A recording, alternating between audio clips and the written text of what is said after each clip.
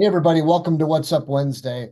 This week, I want to talk about a topic that we refer to as a safety moment. And I'm sure many are familiar with that term and the concept of what a safety moment is. But if I go back in time, I can't remember when I was first introduced to the idea of a safety moment. But I know that with a lot of our committee meetings that I participate in, we generally start a meeting with a safety moment. And I think sometimes people look at that maybe in different ways, but I think that there's a purpose to a safety moment that I want to talk about, and then maybe talk a little bit about what a good example of a safety moment might look like. So I think that the use of a safety moment or the purpose or reasoning behind starting a meeting, generally starting a meeting with a safety moment, it's going to vary a lot by company, group, committee, whatever it might be.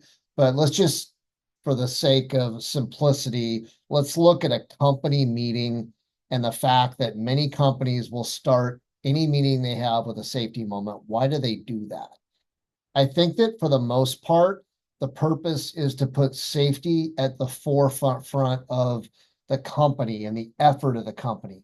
Obviously, companies make money by production, whether it's delivery of service, product, construction project, whatever it may be, they get paid on production.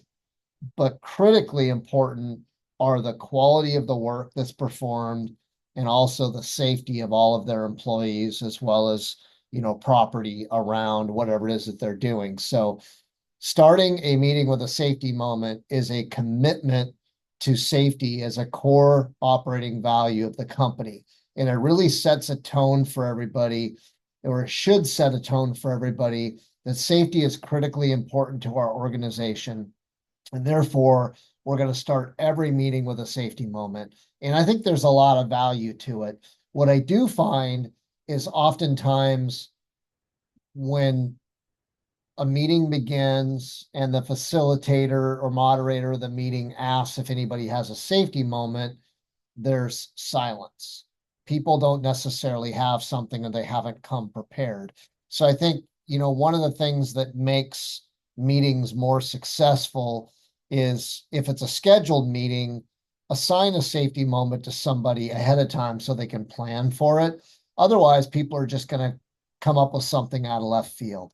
And, examples of safety moments could be a lesson learned based on a loss or an incident that occurred recently. It might be a story that somebody heard. It might be a great idea or a concept that somebody came up with that improves safety in the workplace. It could be a tip. It could be change in legislation or standards. It might be an applicable topic based on the time of year, like heat stress right now, or cold stress in the middle of winter, or working alone if you're in a really remote place. But really, it's anything that really brings an emphasis to something related to safety and establishes safety as a core value in the organization. So I think there's a lot of value in starting meetings with a safety moment.